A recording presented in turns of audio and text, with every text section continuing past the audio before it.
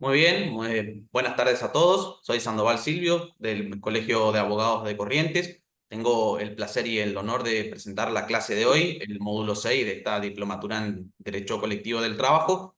Hoy la tenemos de nuevo a la doctora Sara Gabriela Sosa, que nos va a explicar sobre la OIT, la Organización Internacional del Trabajo. Nos desarrollará una breve historia, su estructura y la agenda para el desarrollo sostenible. Así que, doctora, un placer y un honor tenerla otra vez en esta diplomatura y adelante, tiene la palabra.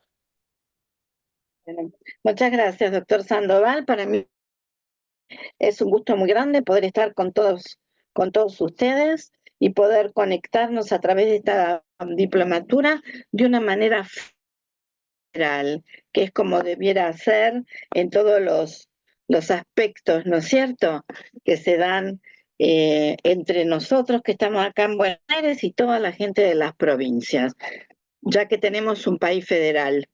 Así que con mucho gusto voy a tratar de explicar o hacer una síntesis de la Organización Internacional del Trabajo. Y ustedes se preguntarán, ¿por qué usted eligió este tema?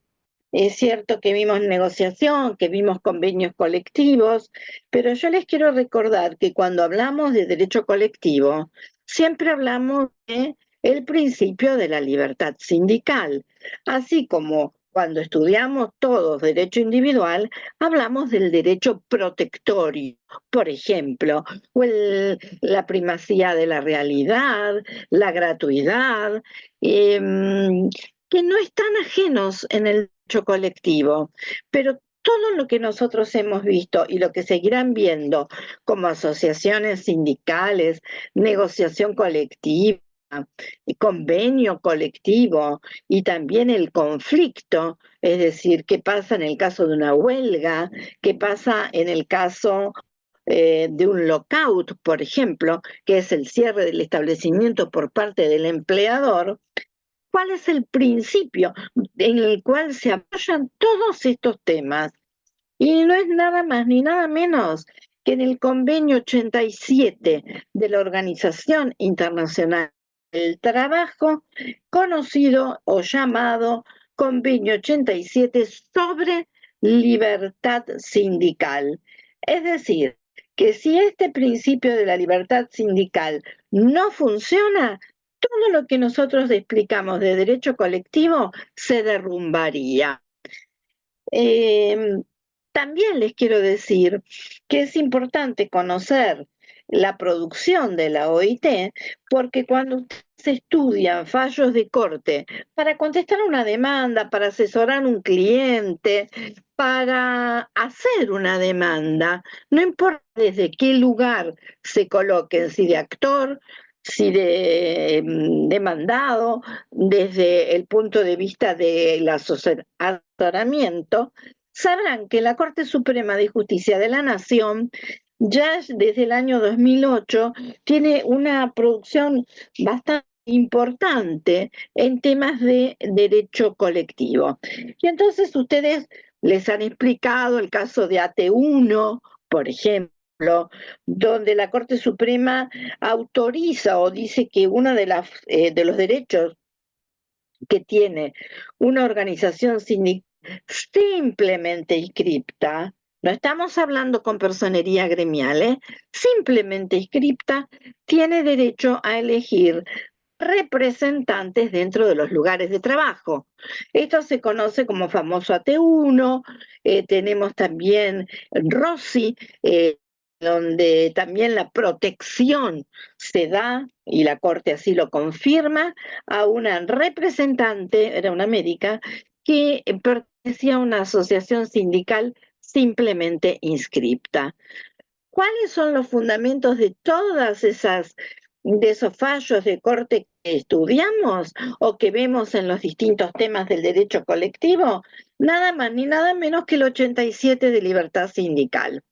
Y a partir de la reforma que nosotros tuvimos en la Constitución en el año 94, todos conocemos que estos convenios, algunos como el 87, tienen rango constitucional. Y yo les digo, ¿por qué tiene rango constitucional?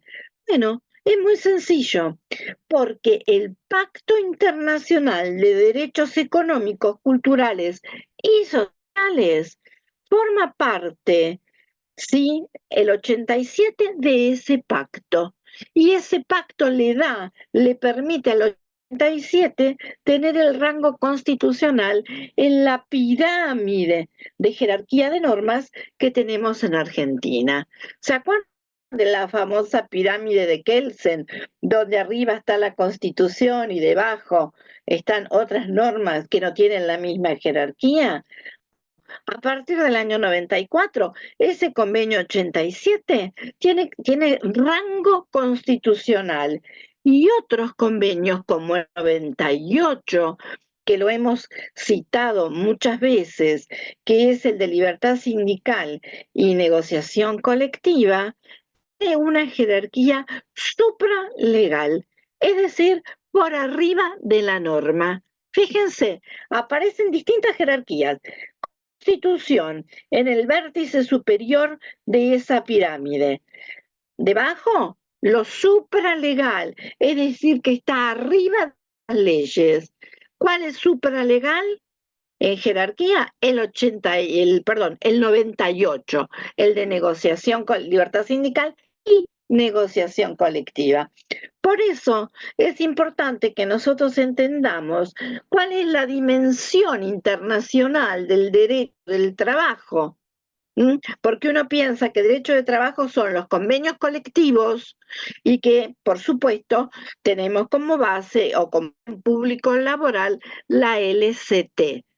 Fíjense que acá se amplía el panorama, incluso la misma ley de contrato de trabajo así lo sostiene, que tenemos los convenios colectivos como fuente de nuestro derecho laboral.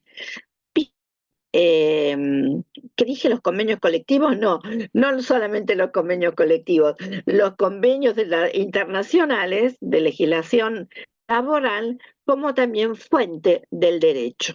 Por eso, por lo menos como abogados, tenemos que tener una idea de qué pasa en esta organización.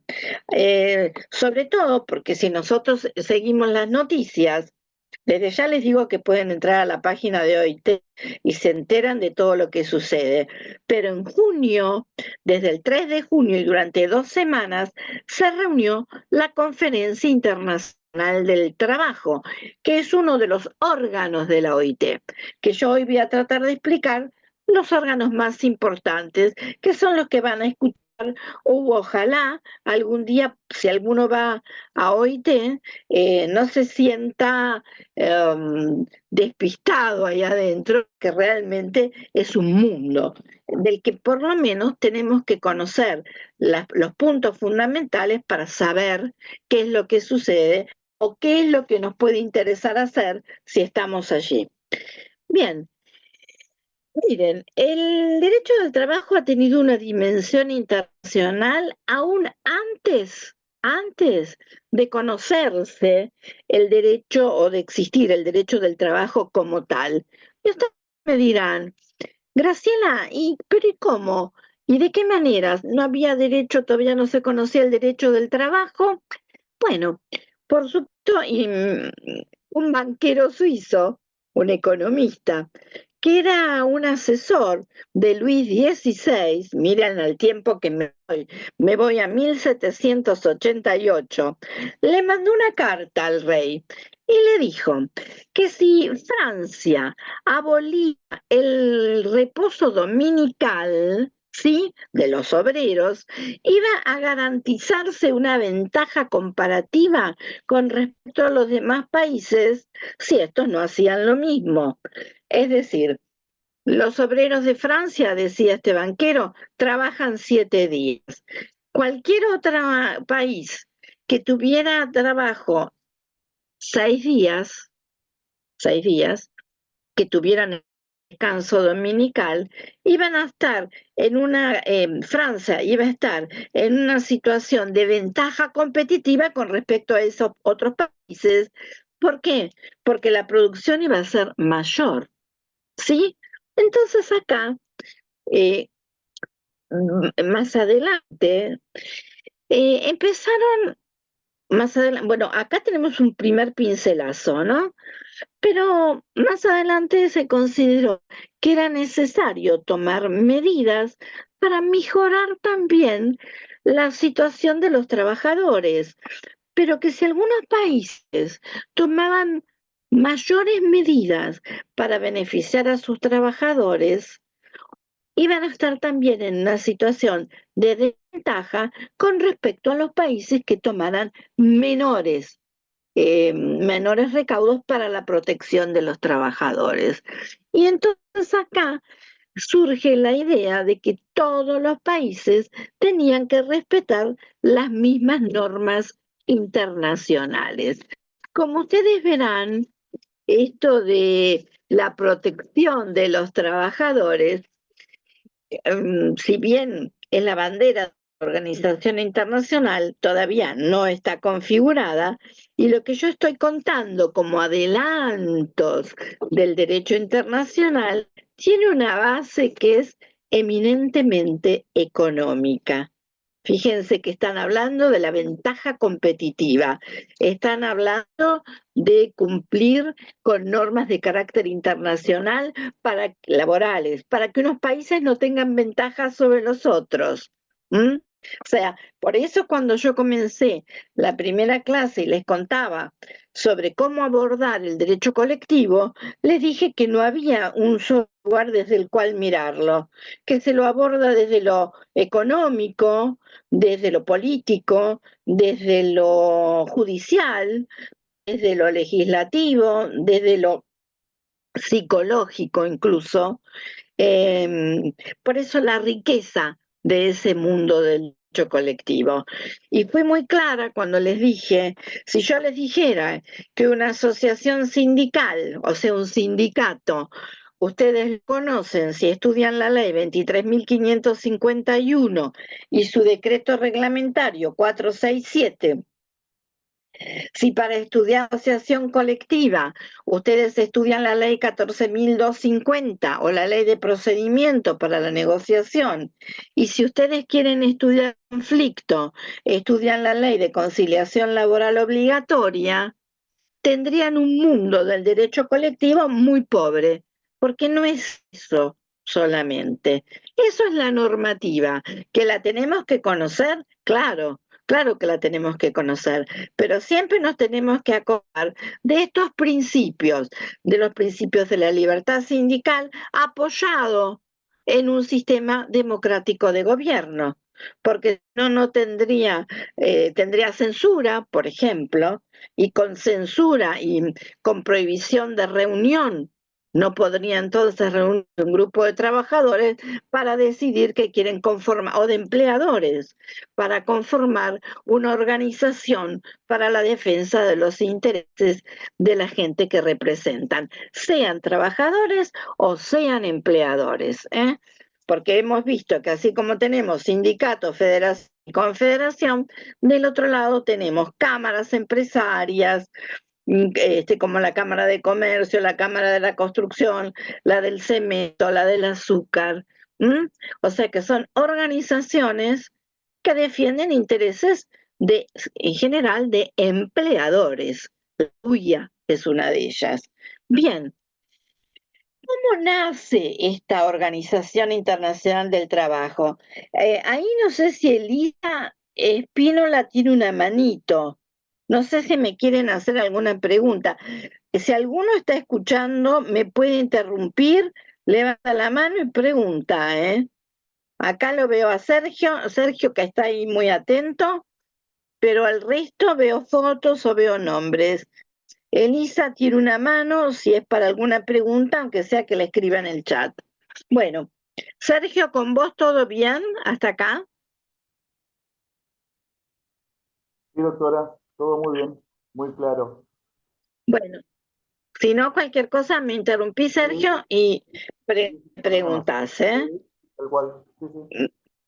Bárbaro. Bueno, yo les decía, esto nació en algún momento, organización. Nace en algún momento por alguna necesidad. Y fíjense ustedes que me voy a ir a la Primera Guerra Mundial. La Primera Guerra Mundial se desarrolló entre 1914 y 1918.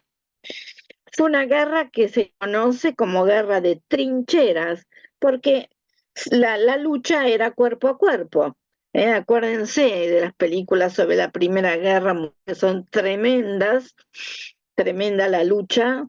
No había, como hay ahora, un señor en Corea del Norte que puede tocar un botón y vaya a saber a dónde llega el misil que envía, sino que allí los que tenían mejores armas, que eran fusiles o cañones pequeños, se aseguraban de alguna manera tener éxito en la contienda. ¿Quiénes hacen los cañones? ¿Quiénes hacen los fusiles? Y bueno, los trabajadores metalúrgicos. Yo contaba el otro día que en el ejército argentino, por ejemplo, uno de los rangos de oficiales es el de oficial tornero. ¿Por qué oficial tornero? Porque se ocupa de arreglar las armas y hasta de fabricarlas. Bueno, esto mismo pasaba en esa época. Se le dieron entonces algunas ventajas a estos trabajadores a fin de poder tener lo necesario para la batalla. Y esto quedó ahí. Finalmente termina la guerra después de 4 duros años y se reúne la Conferencia de Paz de París. La Conferencia de Paz que iba, hola Lisa, te había visto una manito y yo decía, a lo mejor querías una pregunta,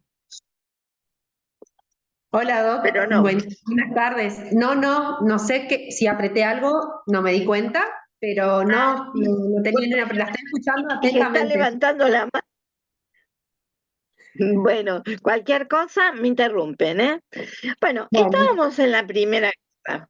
Tenemos una conferencia de paz, porque la conferencia de paz se reúne en París para celebrar un tratado de paz.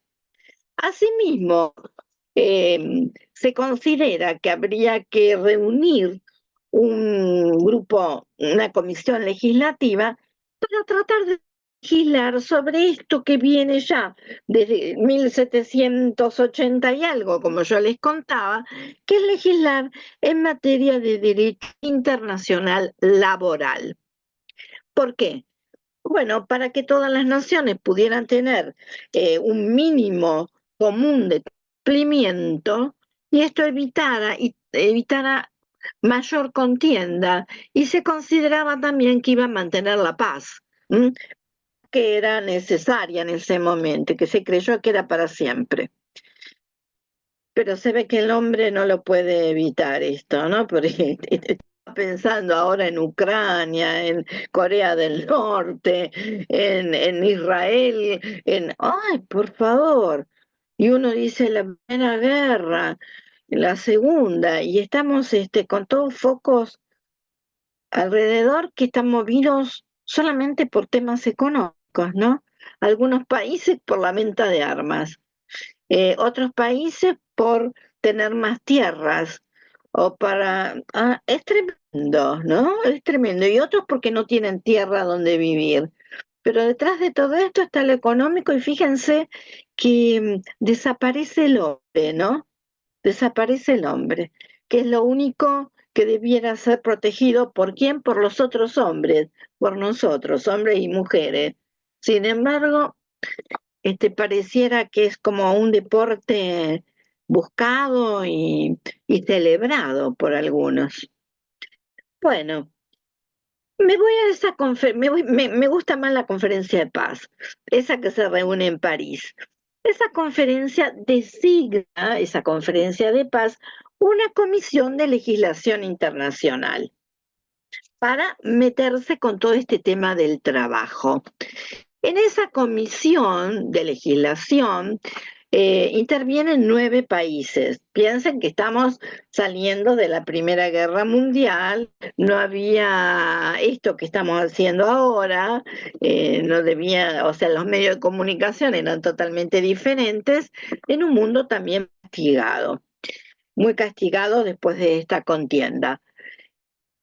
Se reúnen 9 países, dije, y lo preside por primera vez un sindicalista norteamericano. No fue un representante del gobierno, sino que Estados Unidos envía a un representante sindical que además preside o presidió esa comisión de legislación. Después de unirse muchísimas veces, es como la OIT cuando discuten, por ejemplo, el 190, que después vamos a ver un poquito, sobre violencia y acoso en el mundo del trabajo, que es el último convenio de la OIT. 190, Ley para la República Argentina. Bueno, finalmente, ¿qué deciden? Deciden la creación de un organismo internacional de permanencia en el tiempo, de continuidad en el tiempo, de carácter permanente, que tendría como misión legislar normas internacionales laborales para aplicar a todos aquellos países miembros de la OIT. ¿Dónde se plasma todo esto? En el Tratado de Versalles, en el Tratado de Paz de Versalles. Fíjense, tiene una parte, creo que es la parte 13, donde aparece la creación de este órgano permanente que conocemos nosotros como Organización Internacional del Trabajo. Y también nace junto con la OIT la Sociedad de las Naciones. Sociedad de las Naciones que vivió hasta 1946, en que dejó de existir. La OIT formaba parte, junto con la Sociedad de las Naciones, de su misma acta de nacimiento, que fue el Tratado de Versalles. Sin embargo, la OIT sigue vivita y coleando, habiendo cumplido en el 2019 los 100 primeros años, y sigue trabajando. Bien, la Sociedad de las Naciones consideraba que para ser país miembro de OIT debían ser primero miembros de la sociedad. La OIT no consideró esto y pensó que cualquier país que deseara ser parte de la organización lo podía ser. Tal es así que en 1926, por ejemplo, Brasil se va de la Sociedad de las Naciones, pero queda como miembro de la Organización Internacional del Trabajo. Asimismo, cuando se reúnen después del Tratado de Versalles, la Sociedad de las Naciones buscaba un lugar para funcionar, y mientras que daba vueltas, el primer director de la OIT, que fue un francés, decidió que se reunían en Ginebra, y allí se fue y se instaló la organización. Sede que continúa siendo la que tiene hoy en día. La sede central de la OIT está cerca del Palacio de las Naciones, que es parte de las Naciones Unidas, porque la OIT también es un órgano de las Naciones Unidas. ¿Sí? Tiene relación en algunas cosas, como una aprobación de presupuesto, etcétera, etcétera, pero abocado totalmente al mundo del trabajo. Se reúnen entonces, se crea la organización, y la organización también tiene una estructura, tiene normas que la sostienen. Y yo digo siempre con orgullo que la República Argentina es miembro fundador de la organización. O sea que, por eso, además de manejarnos con convenios y con normas internacionales en el trabajo que hacemos, tenemos que saber como argentinos que hemos sido fundadores también de la OIT, que es un orgullo realmente, ¿no? Porque fíjense, desde qué época venimos bregando por la paz social, por la defensa de los derechos de trabajadores y empleadores, porque la OIT contempla a los dos. Y ahora vamos a ver que no era fácil ponerse de acuerdo en ese momento. Habían tres temas que eran, digamos, los más importantes para que este organismo funcionara. El primero era sobre la constitución de una organización permanente y en esto se pusieron de acuerdo. El segundo tema era sobre el poder que sus mandantes le conferirían a la organización para el dictado de normas internacionales, llamados convenios y recomendaciones. Entonces, primero, constitución de una organización permanente. Segundo, ¿qué mandatos le iban a dar sus afiliados? El mandato es algo muy importante que se maneja en OIT, porque la OIT debe, hola Cintia, debe cumplir con el mandato dado por los mandantes, y en esto no difiere mucho del derecho civil, donde tengo el mandante y el mandatario. Entonces hay que cumplir con el poder que le dan los mandantes. Y aparece un tercer elemento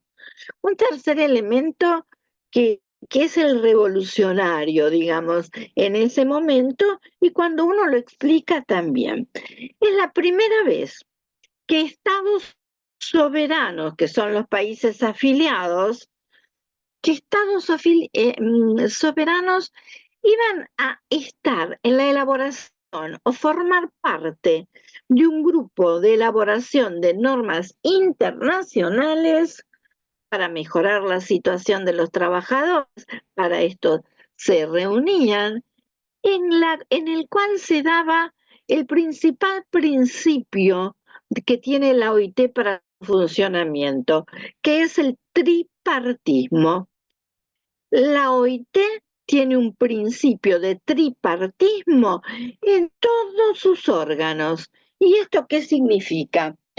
Que vamos a tener representados a los gobiernos, a los trabajadores, a través de sus organizaciones, que serán sindicatos, federaciones, confederaciones internacionales, y también a los empleadores. También los empleadores a través de las organizaciones que los representan. Por ejemplo, entonces, cuando nosotros podemos visitar la OIT o entrar en la página, vamos a ver que, bueno, vamos a hablar de algunos que nos representan o que conozcamos que son argentinos. Supónganse, en la parte de los trabajadores, un argentino es Gerardo Martínez, que es el secretario general de la UOCRA a nivel nacional. También es el secretario el secretario de internacionales de la CGT, de la Secretaría de Asuntos Internacionales. ¿Quién lo eligió para que estuviera allí? ¿La CGT? No. ¿Quién lo elige a este representante de los trabajadores? La Confederación Sindical Internacional, que es un organismo internacional, ¿sí?, que aglutina a sindicalistas de todo el mundo. Esa organización internacional lo elige a Gerardo Martínez para que forme parte de la representación de los trabajadores. Luego tenemos la representación de los gobiernos. Cada gobierno, en su momento, cuando tiene que enviar funcionarios, bueno, tiene algunos funcionarios permanentes en una embajada que hay en Ginebra, no la embajada en Suiza, sino una embajada en Ginebra que trabaja con temas de OIT, de derechos humanos, también. Bueno, entonces en cada reunión son los gobiernos los que deciden quiénes van a estar en el consejo o en la conferencia. Y también tengo la representación de los empleadores. Entonces ustedes se habrán enterado siempre por diarios y demás, que, por ejemplo, Funes de Rioja, que lo conocen porque es un abogado que se ocupa del sector empresario y que siempre en cualquier reunión con los gobiernos, sea este, el pasado, el otro, siempre está convocado a las reuniones porque preside la UIA, la Unión Industrial Argentina. La Unión Industrial Argentina va a la OIT en la conferencia y sus representantes o los representantes de ese sector son elegidos por una organización, así como yo les dije, la Confederación Sindical Internacional, hay también organizaciones de empleadores de carácter internacional. Todos ellos van a elegir a sus representantes y fíjense que ahí tengo el tripartismo. Tengo trabajadores, gobiernos y empresarios, así se sientan. Por eso yo les digo acá, trabajadores en el medio de los gobiernos y acá la parte empresaria. Y también me pregunto, ¿es uno por el sector, los designados, uno por el sector trabajador, dos por los gobiernos, por país, ¿no? O por grupo de países, y uno del sector empleador? Ustedes me pueden decir, me estás hablando del tripartismo, me estás hablando de la paz social, me estás hablando del equilibrio, porque estoy hablando dije, estados soberanos que permiten compartir la función de creación de normas laborales internacionales a trabajadores, por ejemplo. Entonces, se preguntarán, bueno, ¿y cómo se vota? Bueno, se vota, esto se discutió hasta que se llegó a una conclusión aceptada por todos, que tienen un voto cada sector. Un voto el sector trabajador, los dos de cada gobierno, un voto, no un voto cada uno, sino en bloque, y un voto el sector empleador. Y ahí está dada entonces, está dado el equilibrio para poder funcionar. La organización está muy prepara con mucho tiempo, con mucha antelación, los temas que va a tratar, que son aquellos temas que los países miembros solicitan, ¿no? Entonces se hace como un estudio de lo que se pide y después se designa qué va a tratar la asamblea. Bueno, yo voy a seguir explicando un poco de esto y después les voy a decir qué es la asamblea, qué es el consejo de administración, porque cada uno tiene una función diferente. Si no hay ninguna pregunta, sigo. Listo. Bueno, les dije entonces que esta organización de carácter permanente tiene también una normativa en la cual se apoya. Una de ellas es la Constitución. La OIT tiene una Constitución de no muchos artículos, que incluso la pueden bajar de la página. Yo acá tenía un montón de ejemplares de la Constitución de la OIT, entre el mare magnum de libros que tengo deben estar, pero la pueden bajar de la página de OIT. Por lo menos no les digo, estudienla, pero si tienen curiosidad, leen algún artículo y se van a dar cuenta que todas estas cosas que yo estoy diciendo salen de la Constitución de OIT. Y como ahí está Cintia saludando a todos. Y como buena Constitución, y parecido a que nosotros tenemos, tiene un preámbulo. Entonces, preámbulo y Constitución de la Organización Internacional del Trabajo son las normas que la están sosteniendo. Hay algunas más que se las voy a nombrar porque tampoco son muchas, pero son de diferentes etapas. Muy bien, ¿qué dice ese preámbulo que precede a la Constitución? Bueno, fíjense que hay algo que es fundamental y yo lo pondría como el número 1, de lo sostenido por el preámbulo, que dice que el trabajo no es mercancía. Esto es muy importante. No puede considerarse mercancía o algo que forma parte del comercio. Y cuando yo les digo esto, enseguida lo relaciono, por ejemplo, con encíclicas papales, como la Rerum Novarum, que también dice que el trabajo no es una mercancía. El preámbulo lo dice como primer principio. Asimismo, habla de salarios que, el preámbulo habla de salarios que le aseguren a los trabajadores una vida digna, habla de la prohibición del trabajo de menores, salario igual sin distinción, o sea, es de avanzada, salario igual sin distinción de género. O sea, fíjense que son muchas cosas que después se fueron desarrollando con los años. Y también se habla de que los países deben tener un buen servicio de inspección, un buen servicio de inspección. La organización le da mucha importancia a la inspección del trabajo.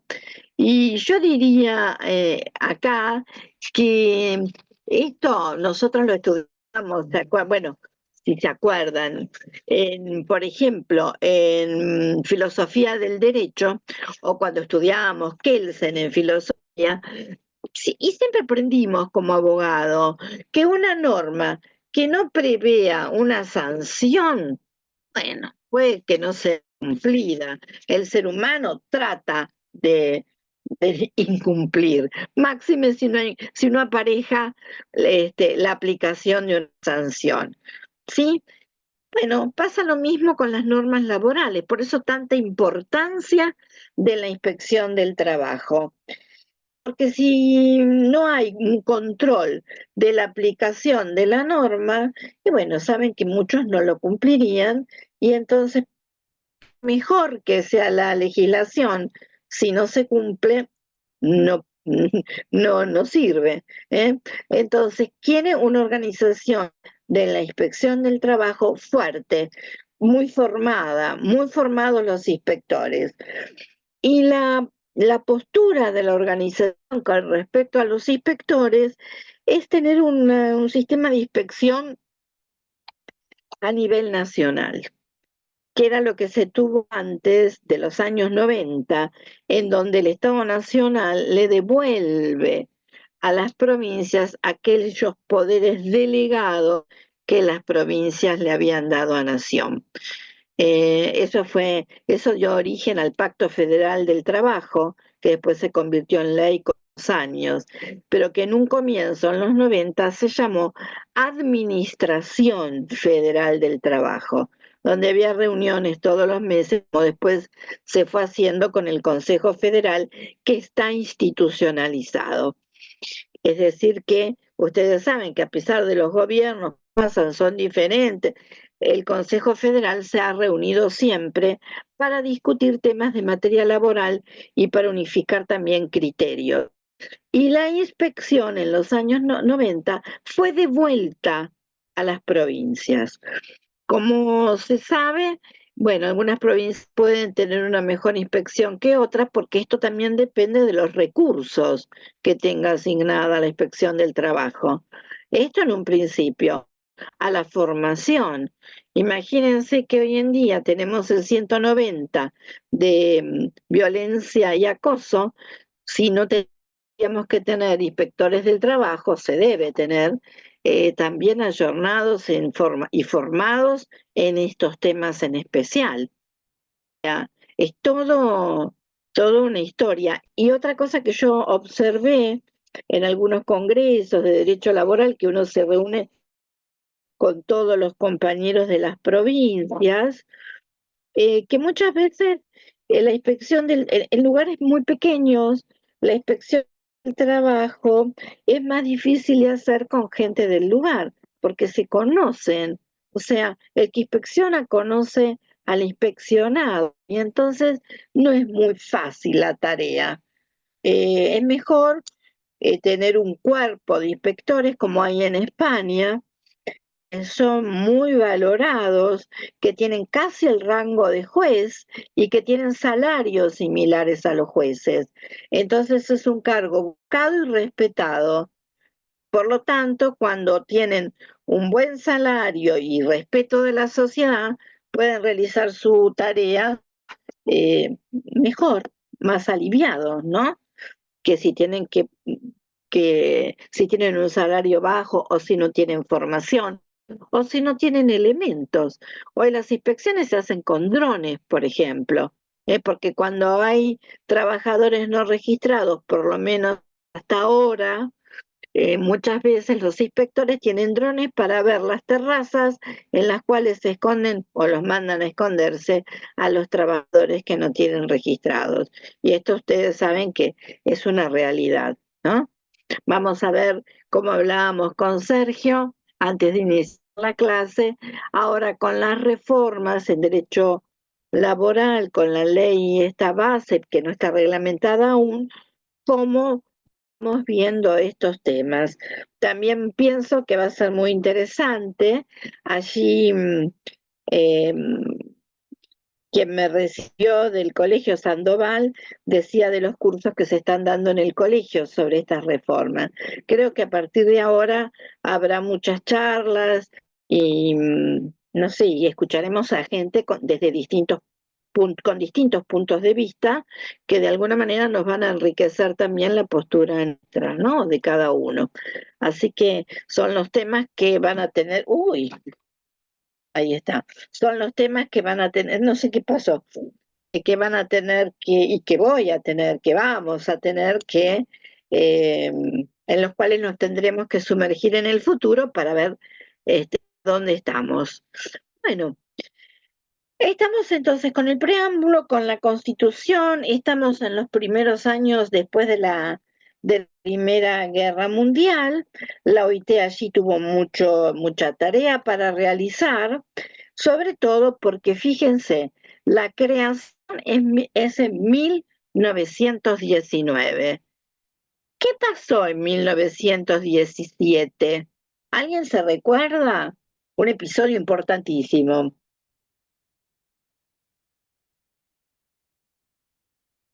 En parte por eso se crea la OIT.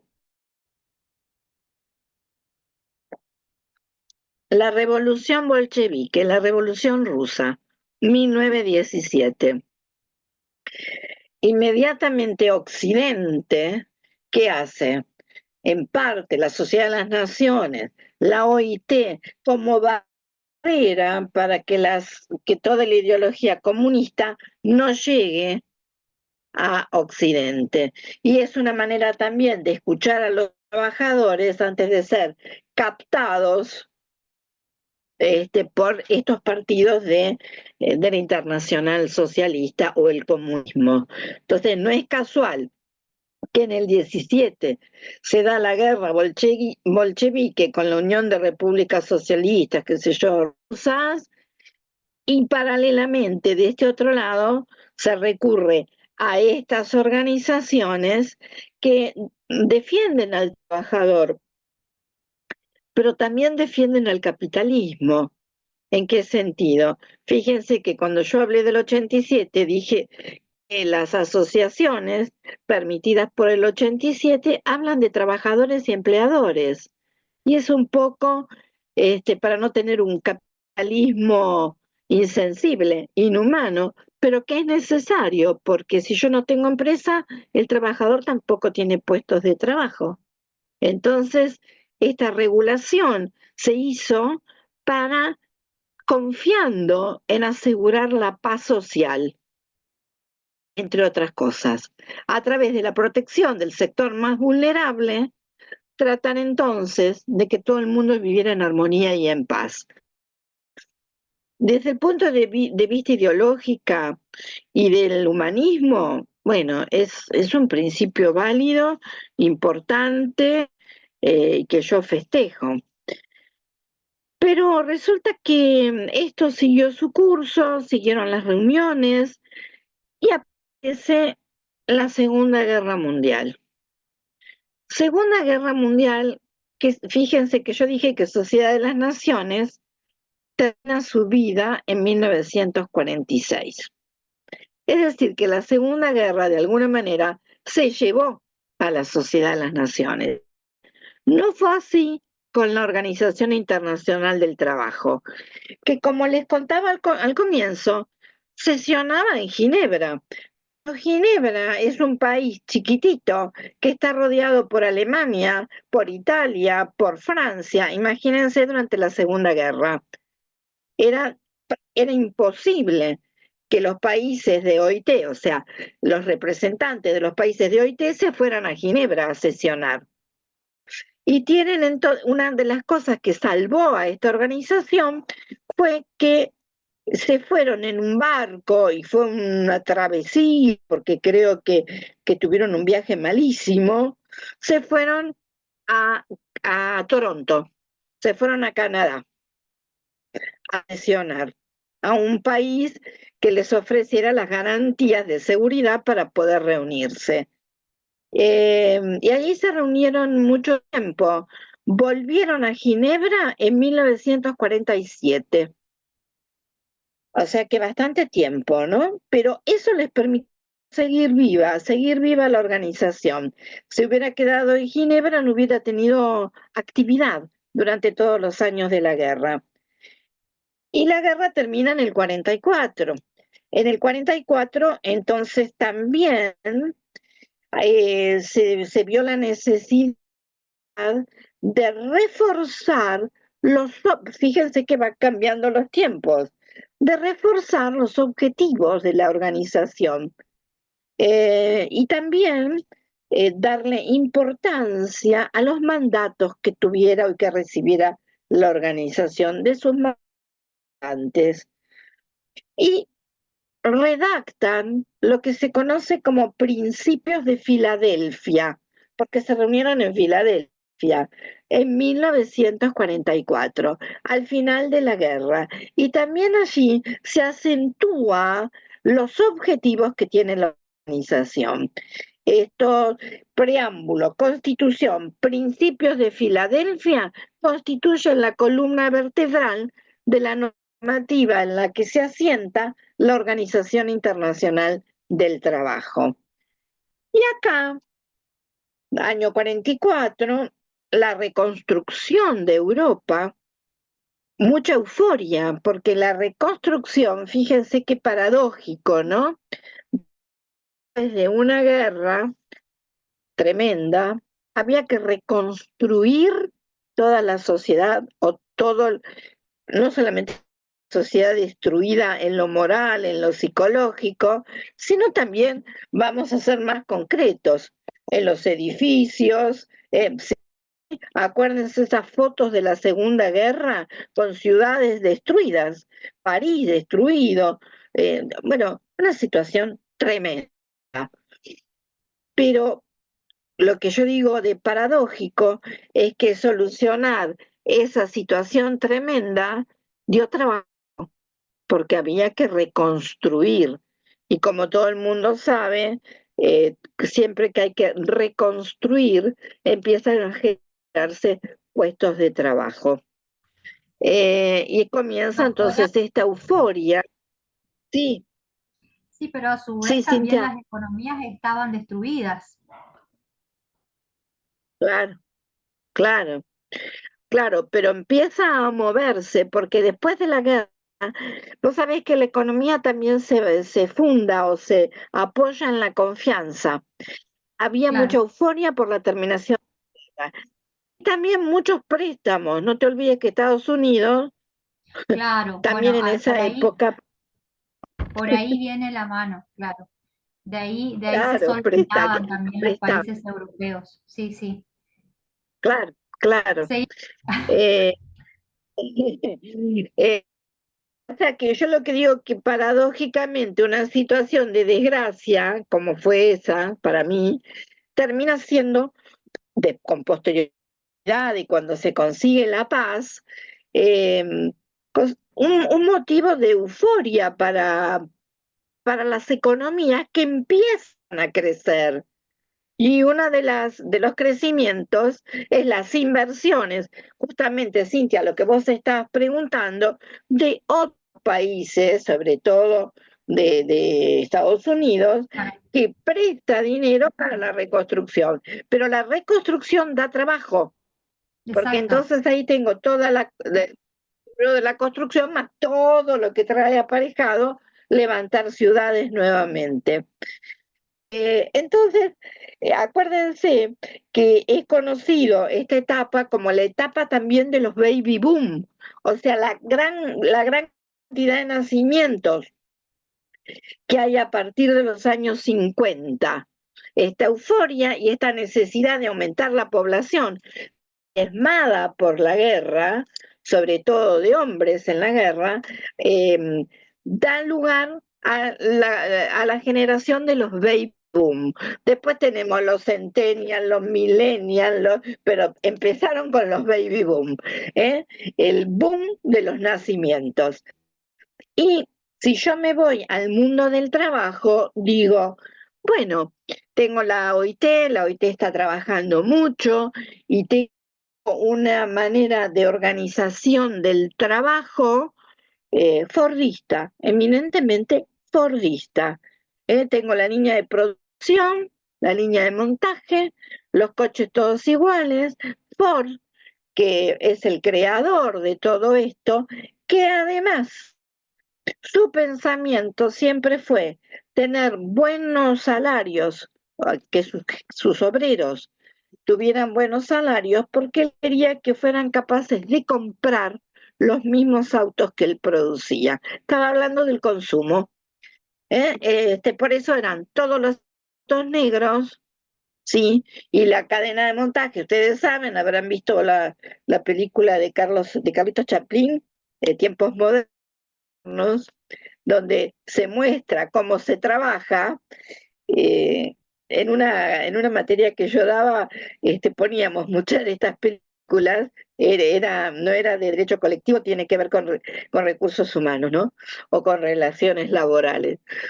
Que cada trabajador pone un tornillo 20 años, 25, mientras que dura su trabajo en la empresa, y el de al lado pone una manija en la puerta del auto, y no existía la polivalencia y por supuesto tampoco los brazos robóticos. Entonces la manera de trabajar era muy monótona, siempre igual, y el único incentivo eran los buenos salarios para poder comprar después este coche. Estoy haciendo este relato de alguna manera que nos vayamos a pensar cómo se producía en esa etapa.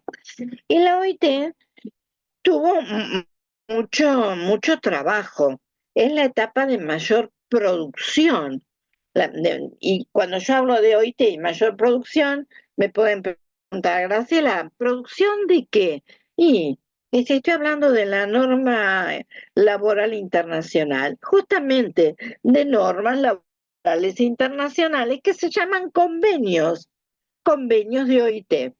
A tal punto fue la tarea legislativa que tuvo la OIT que en 1969 gana el Premio Nobel de la Paz por toda la colaboración en el mundo del trabajo concretamente.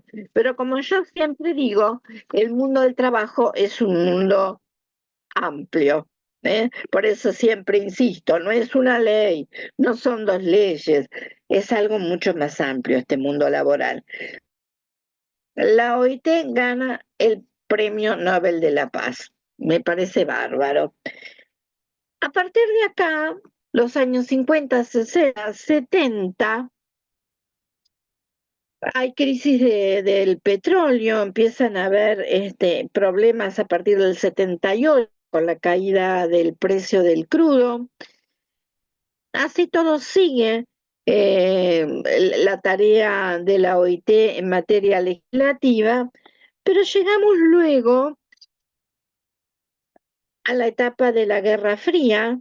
Tengo Oriente y Occidente, siguen trabajando allí, pero luego se produce en 1989 algo que termina con esta etapa, que es la caída del muro de Berlín. Simbólicamente, es la caída del mundo comunista de Oriente, por lo menos en Alemania.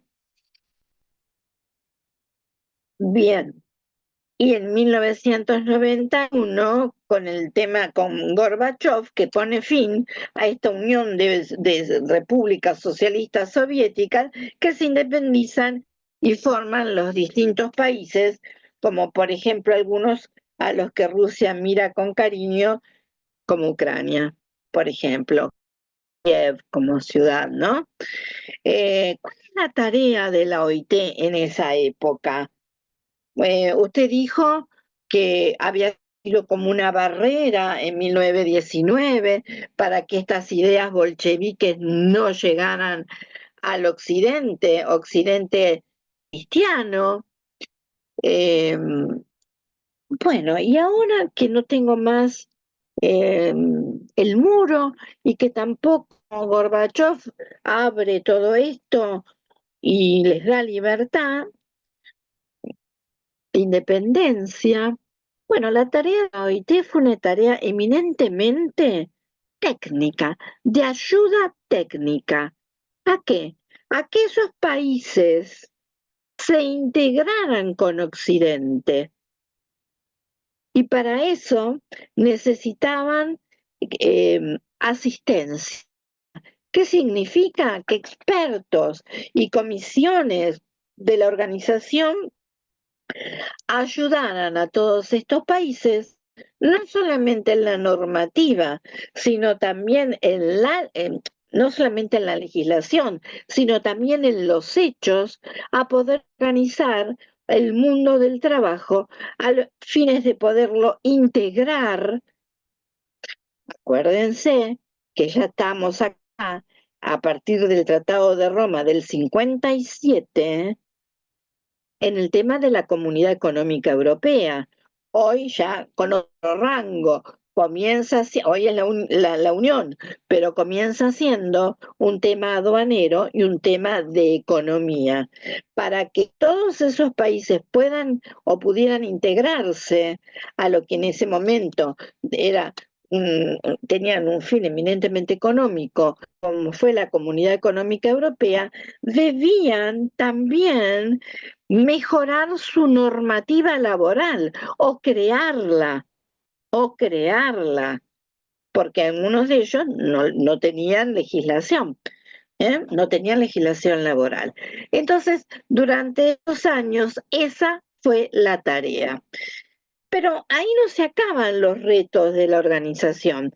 Hasta ahora continuó su trabajo, pero siguen las etapas a nivel internacional. Incluso llegan los años 90, dijimos 91 es el tema de Gorbachev. Después de esto comienza lo que nosotros los abogados conocemos, bueno, todo el mundo, los economistas también, como globalización. Globalización significa un tema de comunicación, fundamentalmente. Cuando se cae la primera torre, ese 11 de septiembre, todo el mundo a tiempo real pudo ver la caída de la segunda. Esto es globalización en las comunicaciones. O sea, lo tecnológico comienza a avanzar, sobre todo en la comunicación, de una manera terrible. Esto es globalización, esto para nosotros es flexibilidad laboral, que no es otra cosa que desregulación. ¿Qué se entiende por flexibilidad? Desregular. O sea, que cada uno defienda su lugar de trabajo y su convenio o su normativa o el salario casi de manera individual. Y entonces acá se pone en tela de juicio si la OIT tenía razón de ser, porque fíjense cómo cambió el mundo de ese Ford que tenía la línea de montaje y a todos los trabajadores en el mismo lugar, en el mismo ámbito, a esta etapa donde se disgregan las tareas donde no hay un único lugar para la fabricación, por ejemplo, de un automóvil. Así, en esta etapa, en donde no hay una sola empresa, ustedes saben que, por ejemplo, los autos alemanes van a tener, sobre todo Mercedes, eh, van a tener el cuero para sus tapizados que son argentinos, pero que antes de llegar a Alemania para hacer el asiento, pasan por el Uruguay. El Uruguay les da el color y todo un tratamiento que ustedes, si tocan ese cuero, es suave como una campera de cabritilla, por ejemplo. Eso va a Alemania, pero por ejemplo, la batería de esos autos o la parte eléctrica se hace en Brasil y después se arma en Alemania. Y también están en España. Fíjense ustedes, ¿es la misma empresa de Ford con todos en la línea de montaje? No, el mundo del trabajo vuelve a cambiar y aparece todo esto que es nuevo. ¿Cómo lo legislo? ¿Cómo se regula? ¿Cómo son los derechos en un país y en otro de gente que trabaja en la misma empresa madre? Bueno, son todos desafíos que se fueron cumpliendo. Yo me recuerdo en el año 90, creo que fue, el primer congreso de flexibilidad laboral se hizo en París. Y se hablaba de la reestructuración productiva también, que después la recoge nuestra 24013. Nuestra ley de empleo habla del procedimiento preventivo de crisis, pero también de reestructuración productiva. Bueno, en la Argentina, acuérdense cuando se privatizaron empresas como Entel, que era de teléfonos, y algunas otras empresas estatales, se hizo de un día para otro, se hacía todo muy rápido, a los trabajadores le dan esa participación. Ay, ya, no sé qué yo muevo y me sale un diario ahí. Los programas de participación, las famosas PPP, que les dejaban residualmente algunas acciones de la empresa, que algunos trabajadores las recibían como indemnización por el cierre o por la privatización, algunos pudieron después venderlas y hacer diferencia y otros no. Yo me acuerdo de ese congreso donde una abogada sueca contaba del cierre de un astillero en Suecia, donde 2 años antes se conocía que iba a ser el astillero, 2 años antes. El tema de la previsión en estos países nórdicos es impresionante. Entonces, ¿qué hizo el astillero? Algunos trabajadores les dio préstamos para que pudieran tener una empresa propia, más chica, pero propia, de acuerdo a lo que habían aprendido trabajando en el astillero. A otros les dio formación profesional en otros oficios o tareas para que pudieran ubicarse en otros lugares de trabajo.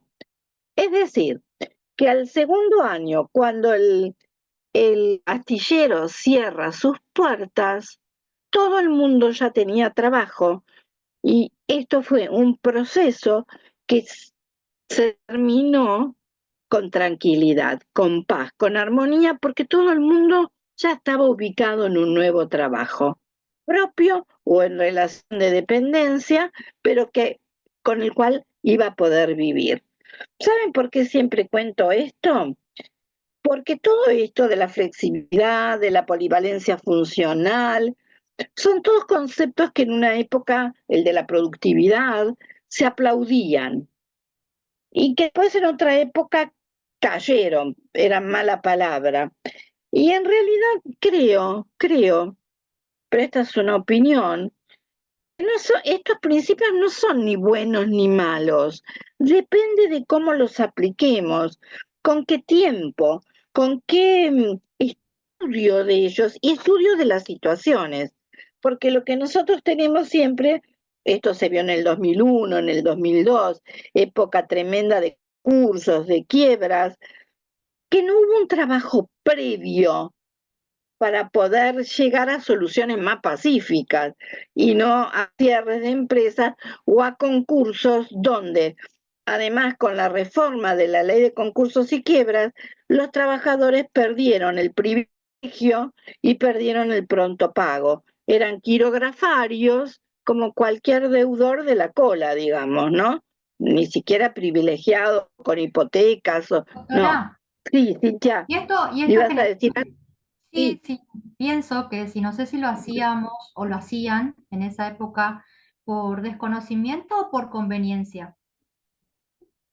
Bueno, alguna parte por desconocimiento, pero los que realmente tenían peso por conveniencia. Claro, Fíjate que la reforma esta de la ley de concursos surge de un acuerdo para la productividad, la equidad y no sé qué, el empleo y la equidad del año 1994. Después que se privatizó todo, se llega a este acuerdo donde participa la UIA, la CGT, o sea, el gobierno, estaban todos los gobernadores, estaban todos contentísimos de poder firmar ese acuerdo del 94, que fue un pacto social, y que de allí surgen varias normas. Por ejemplo, el periodo de prueba que se incorporó por primera vez a la LST, por ejemplo, el trabajo a tiempo parcial, por ejemplo, los contratos basura, que era el contrato para nueva actividad, para mujeres de 40 años, que se llamaron después basura, para los excombatientes de Malvinas, donde además a los pasantes también no se los consideraba ni estudiantes ni trabajadores, que se crea acá en Buenos Aires el Servicio de Conciliación Laboral Obligatoria, que claro, tuvo sí. un mal nacimiento, porque, claro, el SECLO, ¿viste? Se lo asocia a esa época. El SECLO, sin embargo, tuvo una buena tarea y tiene un buen control de los acuerdos.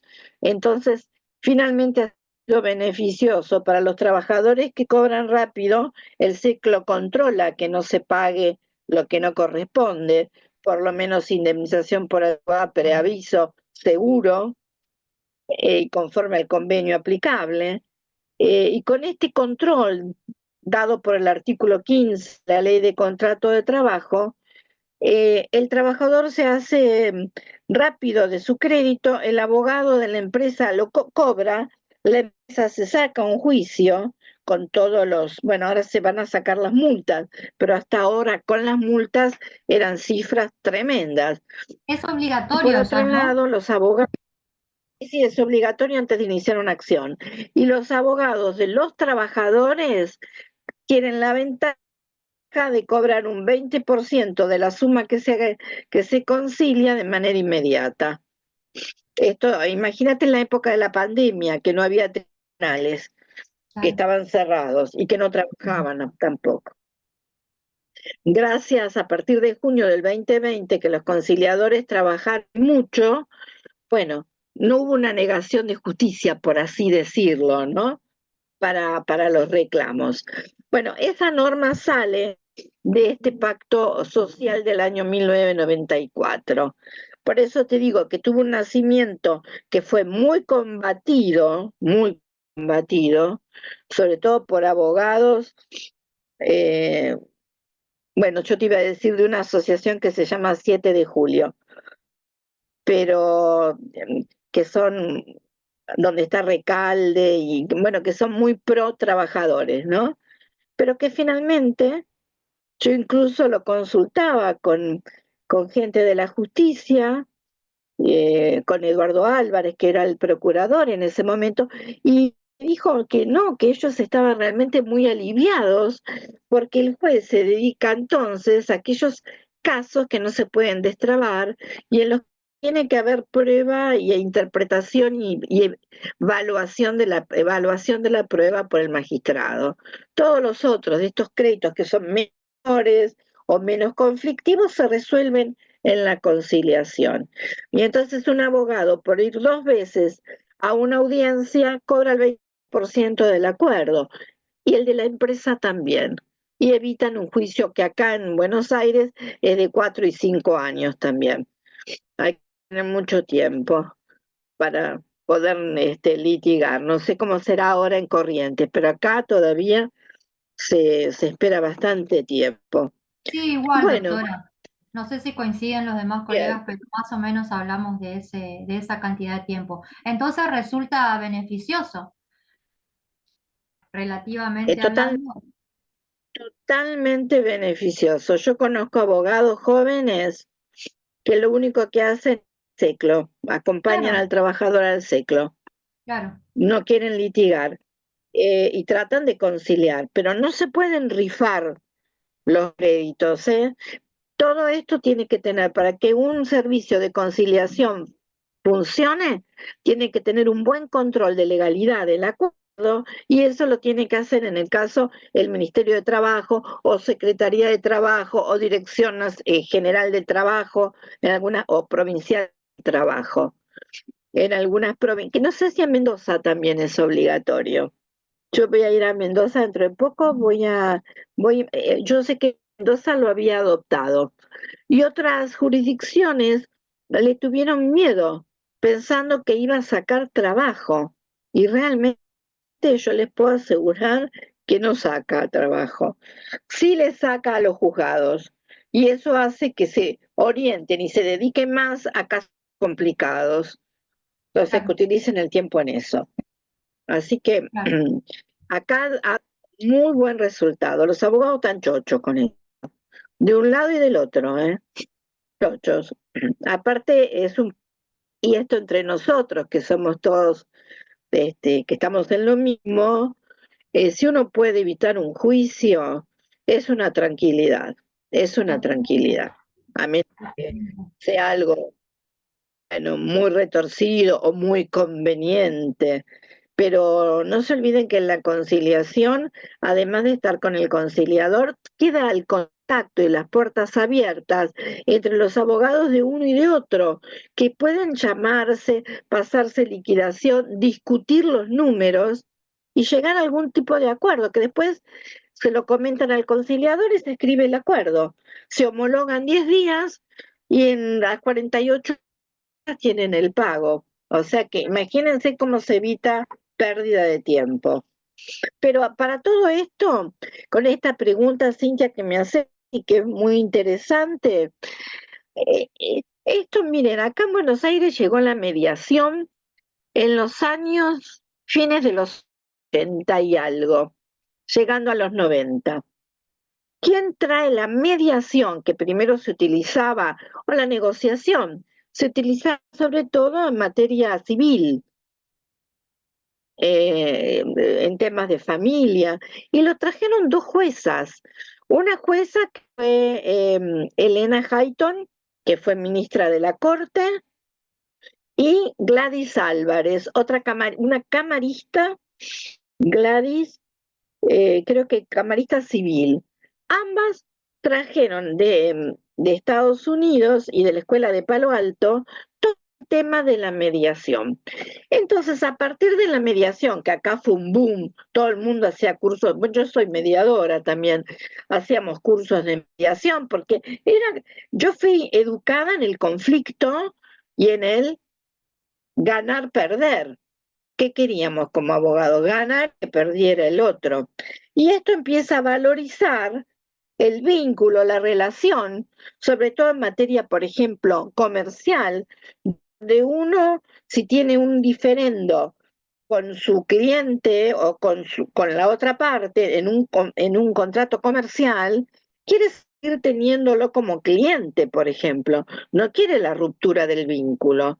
Entonces, allí, en casi todos los contratos comerciales, se prevé el tema de la mediación y también el del arbitraje como medios alternativos de resolución de conflictos. y da resultado. Y el laboral ha dado resultado.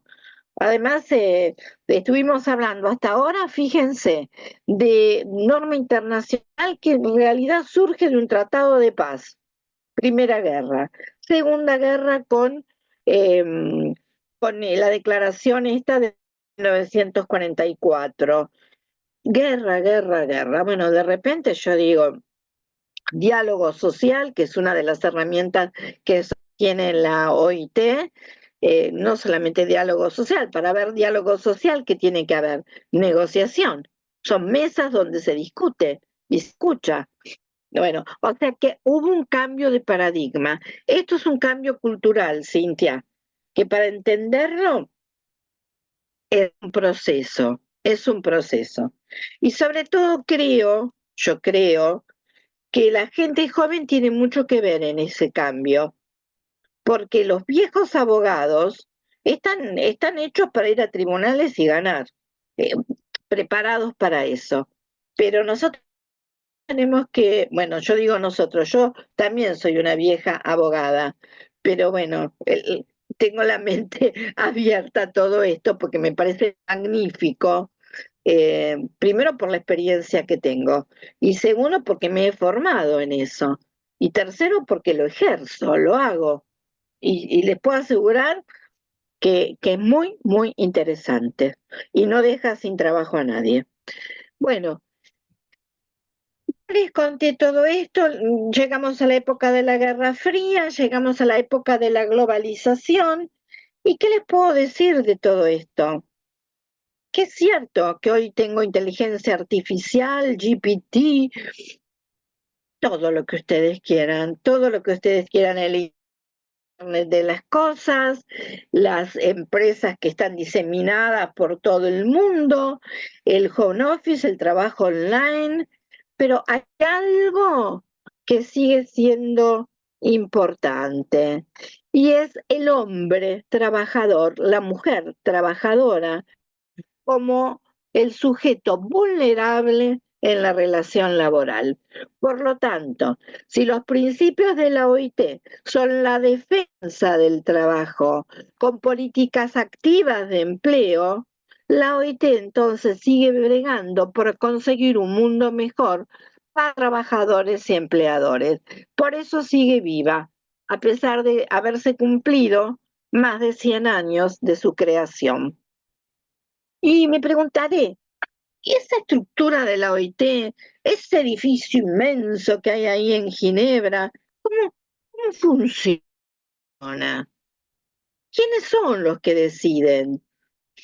Bueno, está todo tabulado. Yo me río porque me acuerdo al castillo de Buckingham, no porque haya estado adentro, sino porque he visto algunas series, donde la reina se sienta en un determinado lugar, primero tiene que hablar hacia la derecha, después con la gente que tiene hacia la izquierda, o sea, donde todo está perfectamente determinado.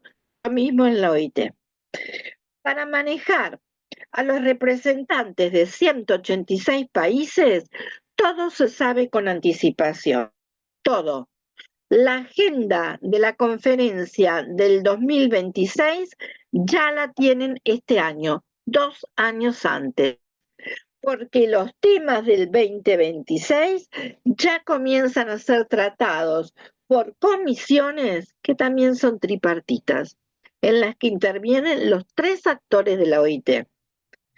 Y porque esto que yo les decía, tan formal que es la OIT en funcionamiento, y creo que es la única manera de poder encauzar tanta gente y que el trabajo se haga, salga, ¿no? Yo en algún momento fui vicepresidente del encuentro regional de OIT en Panamá. Y bueno, yo estaba casi, al lado estaba el director general de OIT, que era Guy Ryder, del otro lado teníamos a la que yo representaba al gobierno, del otro lado representaban a los trabajadores y a los empleadores. Bueno, yo dije, ¿qué tendré que hacer? ¿No? Me daban papeles, escritos en español además, donde me decían a quién le tenía que dar la palabra. O sea, estaba todo organizado.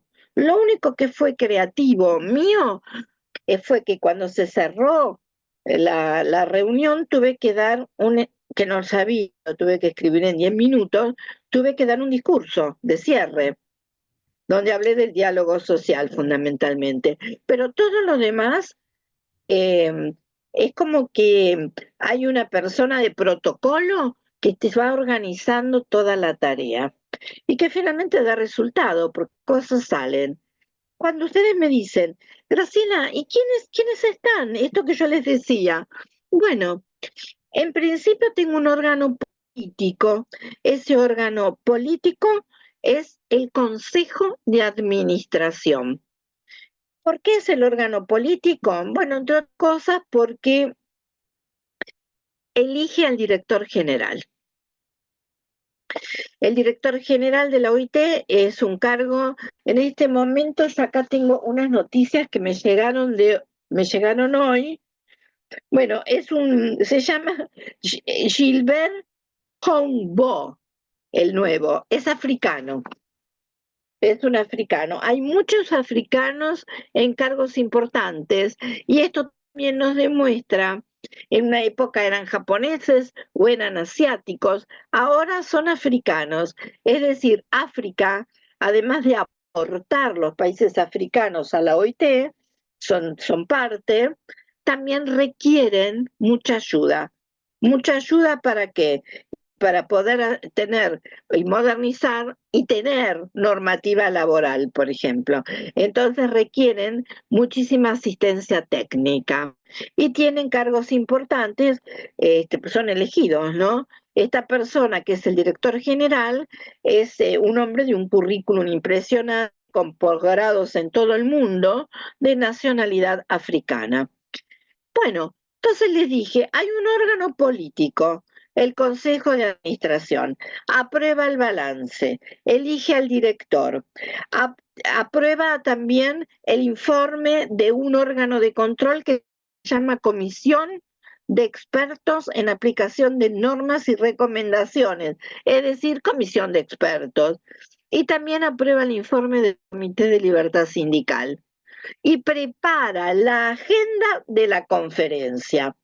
Ah, bueno, me estás hablando de una conferencia. Sí, sí, pero conferencia no es que se reúne una gente y habla y los demás escuchan. Hay algo así, pero la conferencia es la que se reúne todos los años en junio. Acaba de terminar la 112 conferencia de la OIT, donde van ministros de trabajo. Alguna vez fue, no sé si fue Francisco este año o estaba por ahí en ese momento, ministros, embajadores, hasta presidentes van a visitar la conferencia. ¿Qué es la conferencia? Es esa reunión donde pareciera que todos se juntan para saludarse, además de ser una vitrina, y es verdad, pero se utiliza para hacer acuerdos, para hacer reuniones bilaterales. Supónganse que vaya el secretario de Trabajo argentino, tiene reunión bilateral con el de Chile, reunión bilateral con el de, no sé, el de España, y se trabajan temas que les interesan a los países. Pero además, la conferencia es el órgano legislativo de la Organización Internacional del Trabajo. ¿De dónde salen los convenios, que son la norma internacional? De la conferencia. Y me dirás, Graciela, en esas 2 semanas me vas a contar que salen estos convenios. No, no, estos convenios tienen para llegar a ser aprobados por lo menos lo que se conoce como doble discusión. Doble discusión. Se discute en un año, son temas que interesan a los países pertenecientes a la OIT y se vuelven a discutir en Ginebra al año siguiente. Pero en Doctora, el interín, sí, la última y no hincho más. sí, ¿Cómo, Cintia, cómo se no, sustenta? no, yo tomo agua. ¿Cómo se sustenta todo esto? ¿Cada uno de los países se hace cargo de los delegados que envía? ¿O hay un Ahora te lo voy a fondo? contestar. Ah, bueno, No. La OIT, por ejemplo, tiene un presupuesto, ah, bien. depende de Naciones Unidas y también está esponsoreada. ¿Qué quiere decir? Estados Unidos da, las empresas privadas dan y también todos los países que son afiliados tienen que pagar su cuota. Ah, bien. Y además, creo que estaba por vender unos lotes porque está en un predio que es grandísimo y también eso iba a generar una entrada porque son jardines y la verdad que en épocas difíciles se podrían vender. Yo sé que estaban en eso, pero siendo un organismo internacional tienen que tener permisos. Bueno, no es sencillo. Ahora, esta pregunta, Cintia, ¿qué me haces? Me acuerdo que cuando cumplió, bueno, en la OIT a veces te dicen en los diarios, 450 argentinos, constituye la delegación argentina. Y uno dice, pero, hey, 450, ¿quién les paga? No, ¿se lo pagan los sindicatos o se los pagan sus bolsillos? Por eso yo dije, si quieren, lean la Constitución, porque ahí dice, está todo establecido, todo.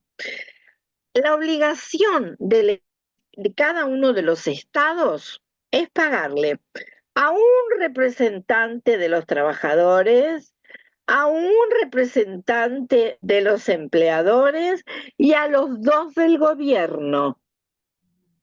Bien. Es verdad que el gobierno manda algún técnico que sostiene a estos dos, sobre todo si hay que dar explicaciones de algún tema, y si no, acuden los que están en la embajada en Ginebra, que se dedican a estos organismos internacionales.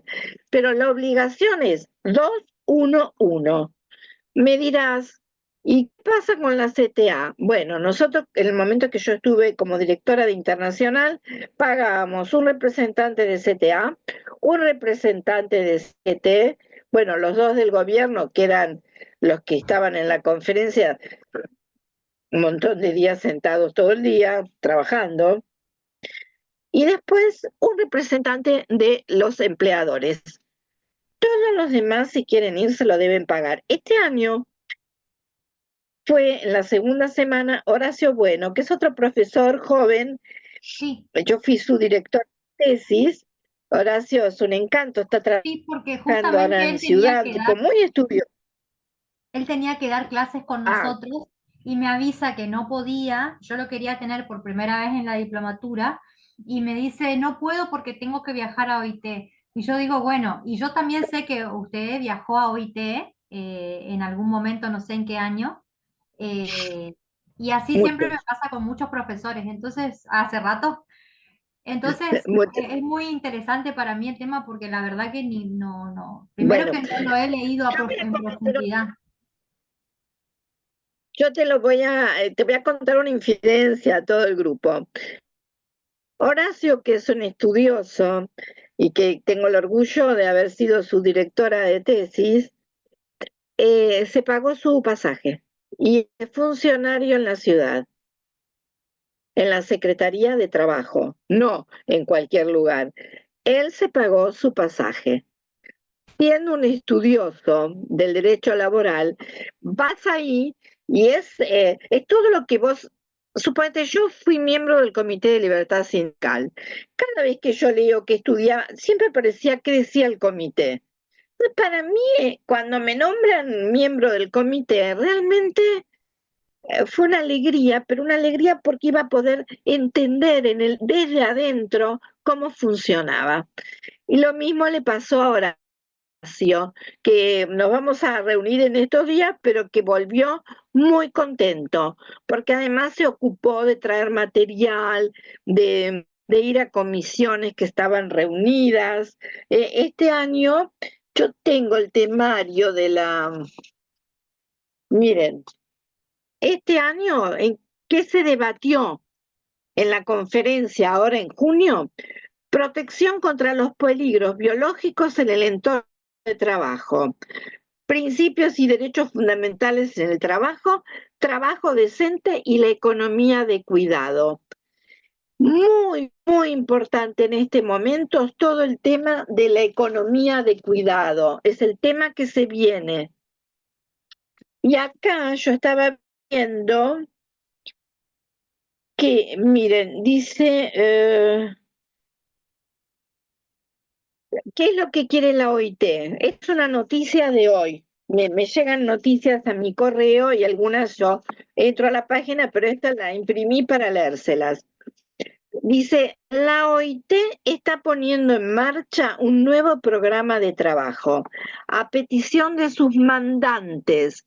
¿Vieron que les dije que es muy importante el mandato que los países le dan a la OIT? Esos son los mandantes. Entonces, a petición de sus mandantes, destinado a desarrollar normas estadísticas internacionales, definiciones y marcos de medición para el trabajo de cuidados. Esta iniciativa llega en un momento crucial en el que existe un interés mundial, regional y nacional sin precedentes por el trabajo y la economía asistenciales. Ustedes saben, la República China, la última vez que se tuvo un control del trabajo, de las tareas de cuidado, fue por el Ministerio de Economía, y creo que fue en el 2016, del que surge el famoso informe donde las mujeres que además de su trabajo hacen tareas de cuidado en su hogar, ya sea de hijos, de adultos mayores, como pueden ser padres, de discapacitados, aportan 6 horas y media diarias, además de su trabajo, y los hombres 3 horas. O sea, fíjense que duplican. Esas tareas de cuidado no son pagas, por supuesto, pero si fuesen pagas, tendrían un Producto Bruto Interno mayor que el que otorgan dentro del Producto Bruto Interno las actividades comerciales, el comercio. Entonces, ahí está puesto el foco en este momento de la organización, en ver de qué manera se tienen que tratar las tareas de cuidado. Acuérdense que en la ley de teletrabajo, en la Ley Nacional de Teletrabajo, habla de las tareas de cuidado, pero deja, es la 27555, creo, la del teletrabajo, pero deja en poder de los convenios colectivos la letra chica de todo eso. Entonces, si tengo un buen convenio, tal vez se hable de tareas de cuidado.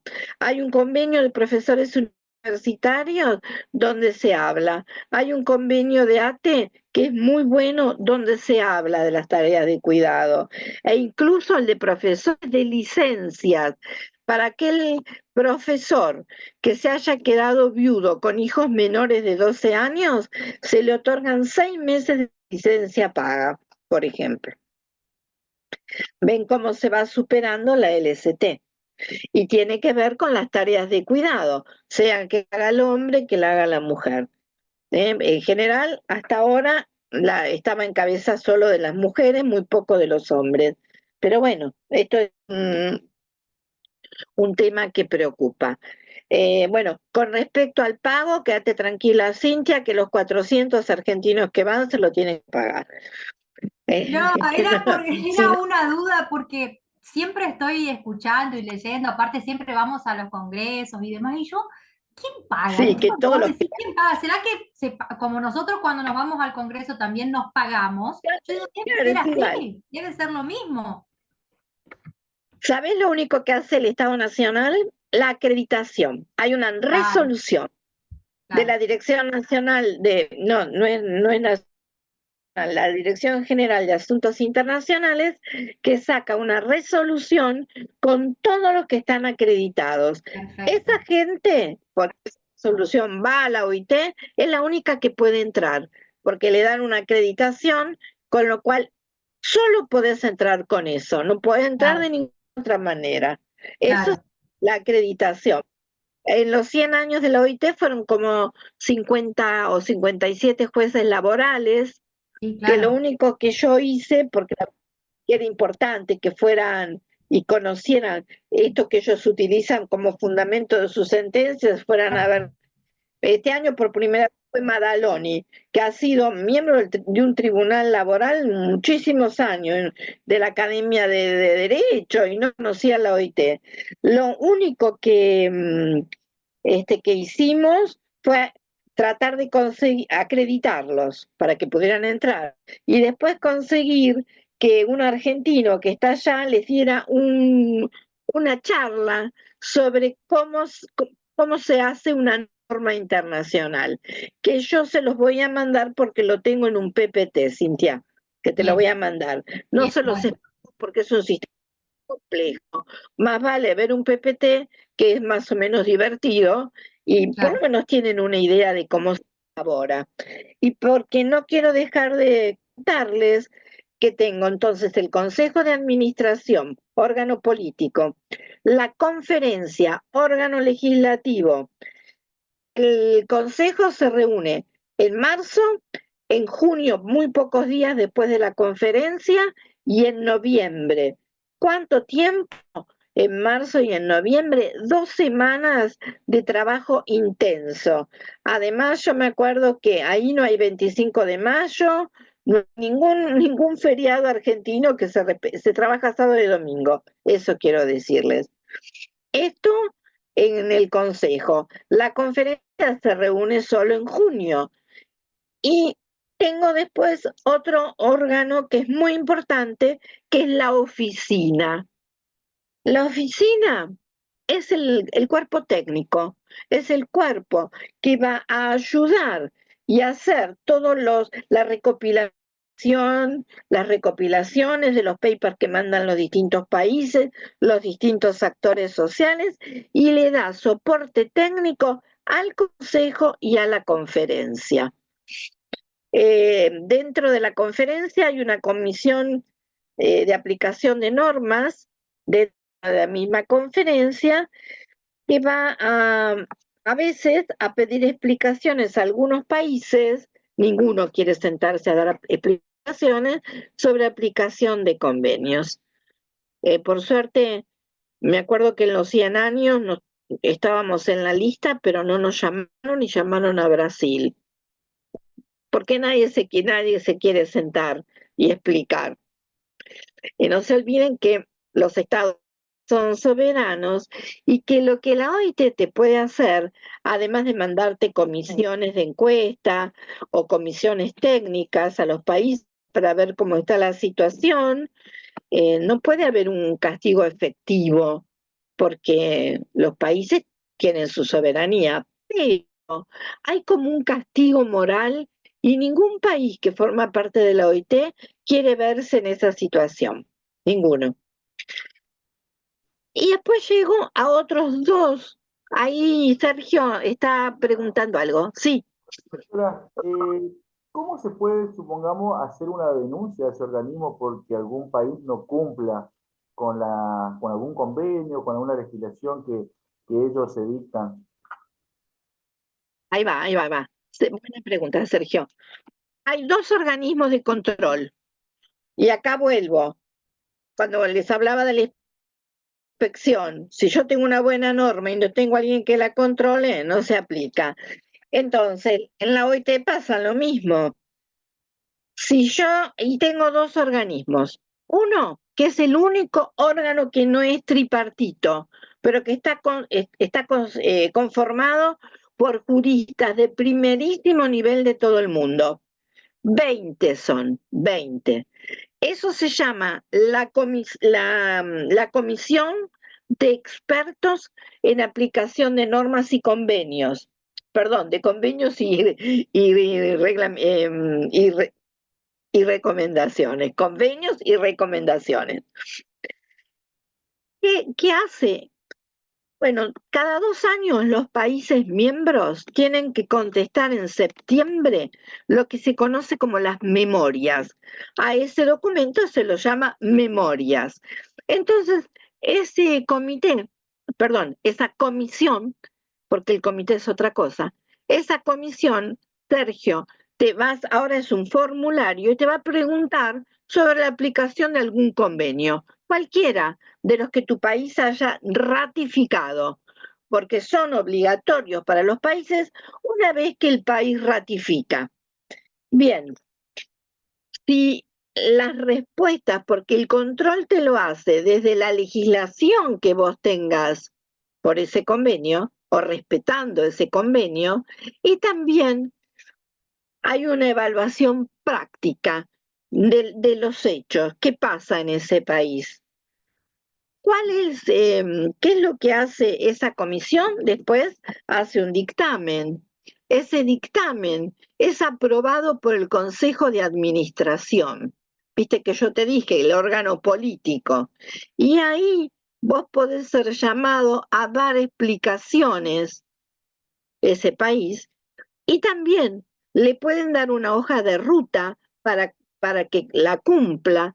Puede tener comisiones de encuesta dentro del país, que la última, me acuerdo que iba a Venezuela y se volvieron porque no los dejaban encuestar a las personas que querían, que pueden ser los sindicalistas, los obispos, no sé, aquellos que esa comisión tripartita quiera entrevistar para ver qué es lo que está pasando.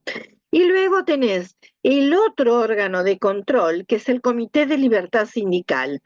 Es un órgano formado por 13 representantes sindicales titulares, 3 suplentes, 3 de los gobiernos titulares, 3 suplentes y de los empleadores, con un presidente que es independiente.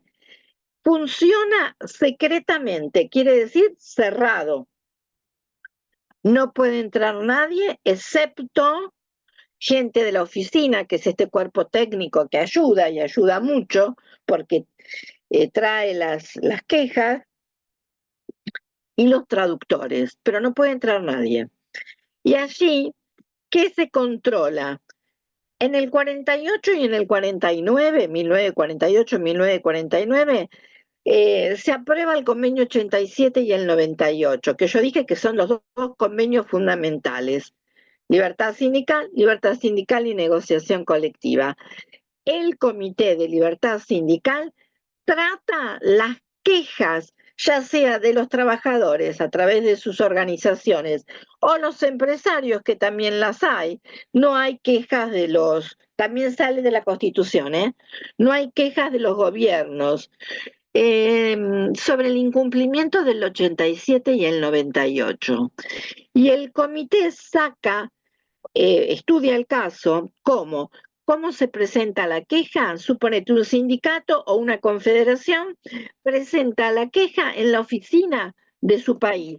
La OIT tiene oficinas acá, en la Argentina, oficinas en Chile, oficinas en Perú, oficinas en todos los países miembros.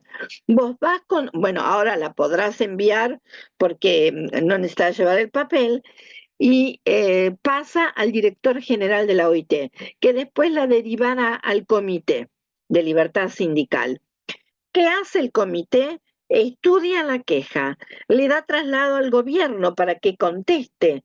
Y luego, si hay prueba o si hay juicios, por ejemplo, porque hubo un corte de ruta, juicios penales contra los trabajadores que hicieron el corte de ruta, la OIT pedirá las sentencias para ver qué es lo que dijo la justicia. Es como un juicio y es largo, pero termina con una conclusión y con pedidos que hace el comité. El comité te puede decir, el comité sugiere, el comité cree que, pero también puede decir que el comité se preocupa por tal motivo, por tal incumplimiento, y enviará una comisión directa o una comisión de encuesta.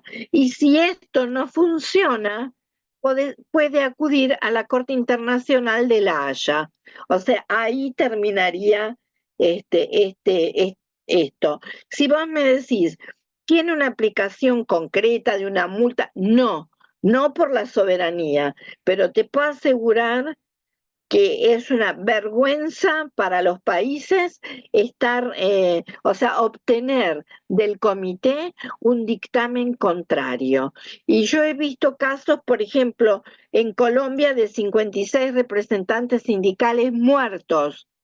O sea, se mató mucha gente, pero casualmente 56 eran representantes sindicales. Y mientras estábamos tratando el tema, hubieron 6 muertos más. Otra denuncia contra el gobierno de China. Sindicalistas o trabajadores que habían hecho una demostración de su descontento, presos, pero resulta que algunos enfermos no les llevaban los medicamentos, no se los daban. ¿Entendés? O sea, realmente con derechos humanos conculcados. Myanmar, terrible, trabajo forzoso. La OIT está muy preocupada por Myanmar, que ni contesta las memorias ni nada, no existe. Pero ahí hay trabajo forzoso.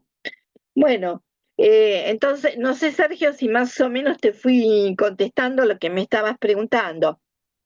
Sí, sí, muy claro y sobre todo complejo, digamos, el tema.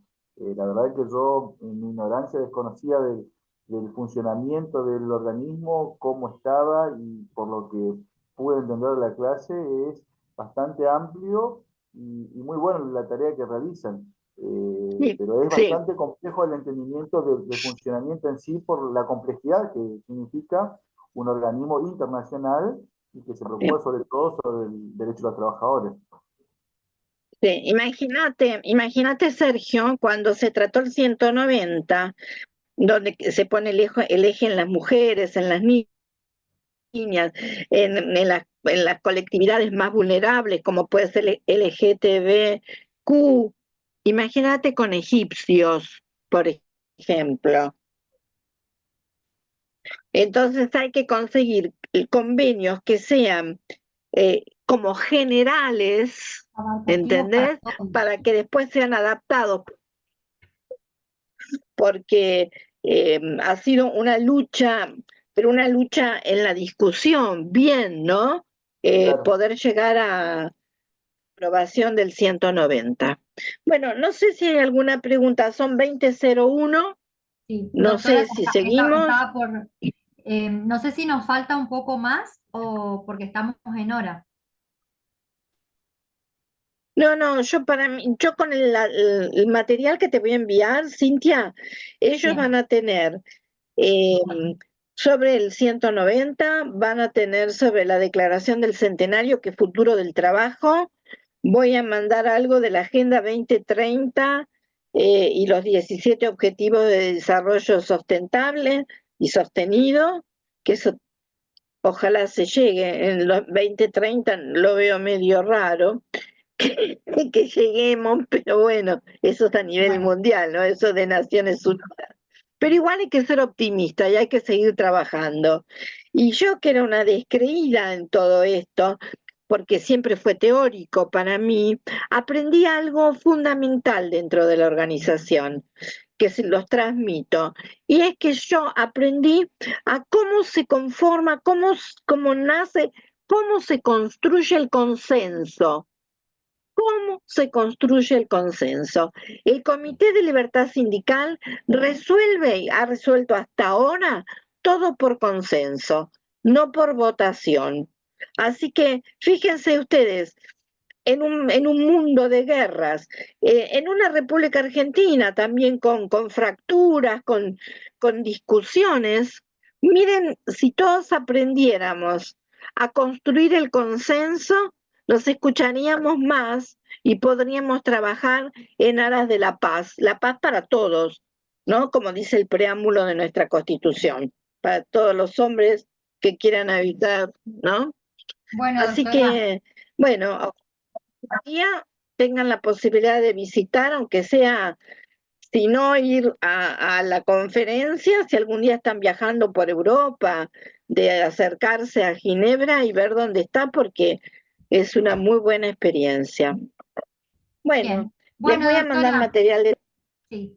Muchas gracias por la clase, la verdad que fue muy rica, se me hace que tiene un montón de conocimientos que lo quiere transmitir. Es la primera vez que damos esta clase de OIT en la diplomatura.